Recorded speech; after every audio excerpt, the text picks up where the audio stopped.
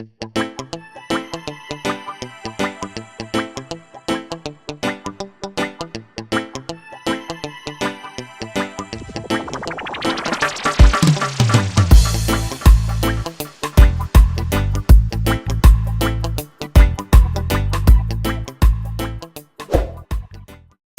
this is your where you put all the manure.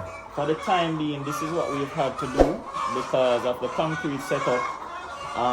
What we do is every 4 days we pile the manure here, let it dry out a bit.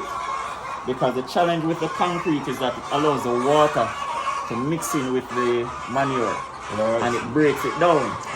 And that's where we actually have fly issues.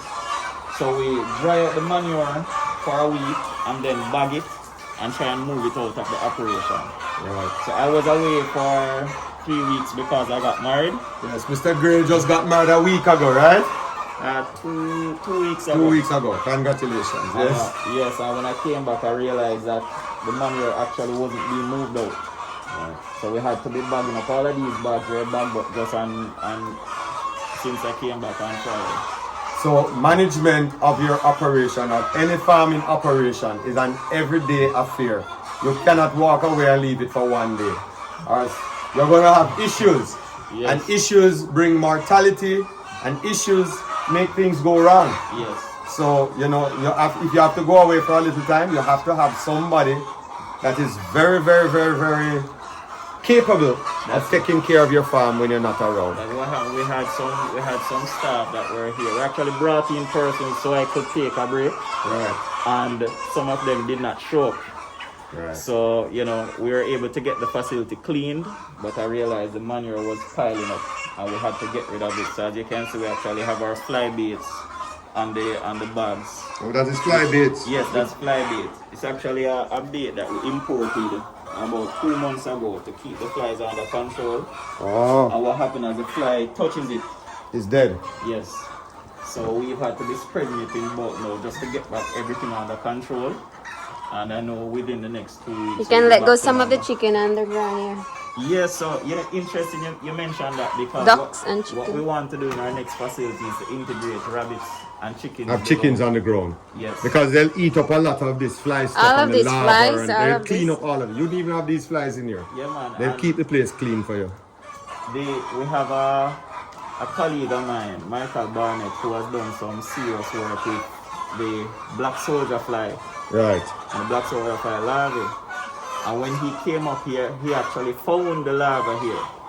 So we're looking how we can integrate that in our feed stock for chickens as well. Yes. So because, as you said, you have a market for common fowl eggs. Yes.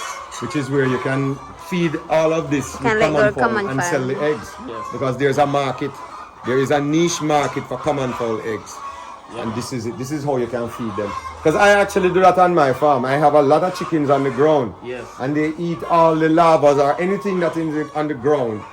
And, you know, they do very well. And the waste. Sometimes the goat waste some of the feed and things like that. And they eat the grass and they eat everything that is there. So what we'll be doing when we build our next facility, we'll be capturing all of the urine and using it as our nitrogen fertilizer. Right. Our manure will be run on a conveyor belt and captured, and we just send it outside into a compost area where we have our free range chickens. Right. So we're closing the loop, but we're keeping some controls that we're able to keep it under management. And that's something that you just said a while ago.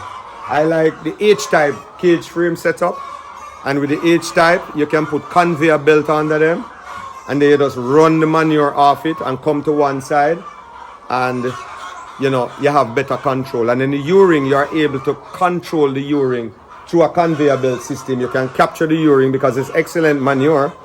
And so the urine and the waste, everything can put to your plants. For us, there's no such thing as waste. No such thing as waste. Input that we reuse. That we're going to reuse. And when you are doing these farming operations on a large scale like this, medium to large scale, goat farming, sheep farming, rabbit rearing, there's no waste. You can make use of everything. That's it. Alright, so this first cage is actually history. This is a part of our very first rabbitry that we built. So we took off all of these doors. The first round was a wooden structure, and we used back all of the doors because we were short on cage. So we recycled the material and used for what we're doing right here. When we found that the rats and the mongoose were killing our babies, we actually decided to just elevate them. And with the first thing we found was construction cord, and we used it. You know, we just had to find a quick solution, and these are the cages that we're using now for our babies. The problem with this is too tall. And this can be 2 cages the way it's tall. So it's been constant innovation. So we started tall, realized we were wasting space, and we started to get them smaller. Yeah, still need to Oh get smaller. no, come back this side. They say I really have to get this thing under control. That's really, you need to get a lot smaller than this. The height, and you need to, because I believe in 4-tier cages actually. You see this that you have here? This can be a 4-tier. The challenge that we're having with that height though is management. Because If you see the conveyor belt you're talking about, yeah, if you have conveyor belt underneath it, then management and the urine and all of that, then management don't become an issue. the first facility was a 3-story rabbitry. But what we found kept happening is that the 3rd story would get neglected. Because the 3rd story was about here. So anyone shorter than me not going in to tend to the babies much. Yeah, but it's a management problem. Yeah, man. Because if you see the 2 things that in a rabbitry, don't have concrete on the ground, have dirt. Yeah. Number 1, right? So that you can get the urine. You can even dig a little hole, or if you want, so urine will soak away. And then you have the chickens and all of that will be under there and do whatever you want to do. So I actually believe that here must be raised like this, and they just have a little thing, and they have some chicken that run around inside here. We won't have issue with this once we build, because we've actually designed it out. We're running a level of Stone? No, mesh. Beneath, and what we use was the what they call it, shade cloth. Okay. Cloth that they use. But that's what we used to use and have the Use the manure shade fall cloth on and make the urine come fall out. on it, yes. And then you catch and the... gutter it. Oh. So nothing touches the ground at all. Right. So that's where we're going. But this Because is, you see on my goat pen, I actually build a facility to put my goats. I had to scrap the idea though, but I actually went up 2 stories with my goat pen. Yeah. I'm actually doing a 2-story thing, and then what I was going to do is use a pond liner and just run the pond liner sideways. Yeah. And capture the feces, and it will just go down. But what you just said there a while ago is also another good idea, because you see that mesh I'm talking about. You could use that mesh like all a 50% mesh or something like that, and then you could pull out the mesh probably and carry the feces if it's not rolling off. But these aren't mesh, you know. This is the same black cloth that's on the outside of this door. Okay. Because what this does, what we found is that with anything metal, the shelf life is small. Yeah. But we found this on facilities for 10 years. What is this cloth? This is the they call it I just forgot the name of it.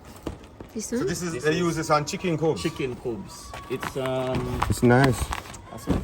And the feces would flow on this. Yes, so we will create a tilt, a 6-inch. Right. So that's what I tilt. want to do actually. I want something like this. Yeah. To put as a liner. And then you can go up 1 or 2 or 3 stories up in the air. Because what I want to actually do, I want to have like maybe 2 or 3 stories. Yes. And then when I go back into my rabbit rearing, maybe the top floor or the bottom floor, one of them now. So I'll have this here at this side, rabbit, and then goat, or the rabbit on the top floor, and then the goat them below.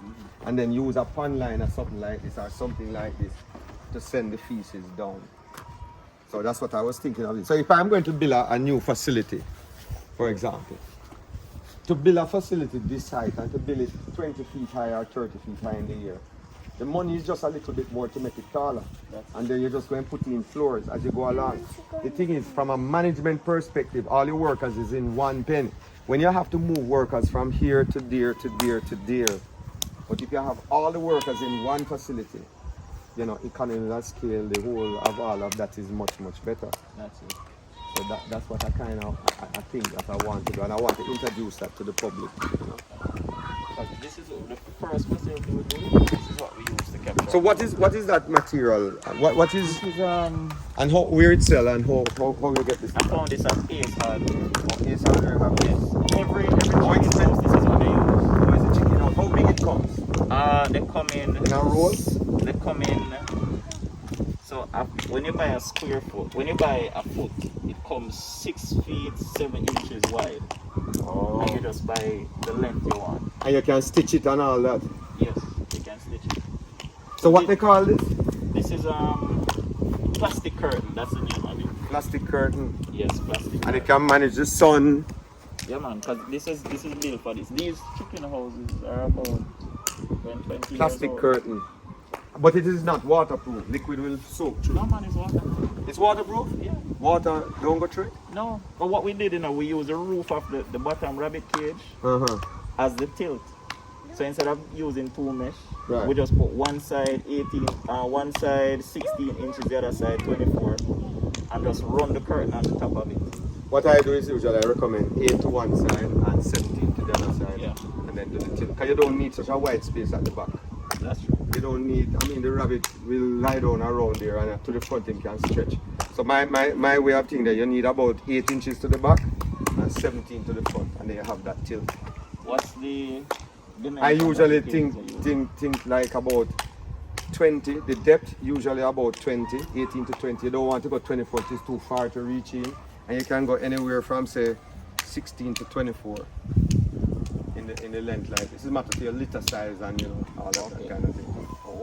For us now, we use, What floor space you prefer? we prefer 2 by 2.5. Yeah, that's big for mothers and things. I think that 24 by 18, 20. But here's where it works out for us.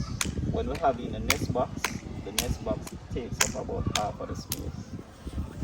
All right, so you see the nest box thing? Yeah. What we have found is to use, those little base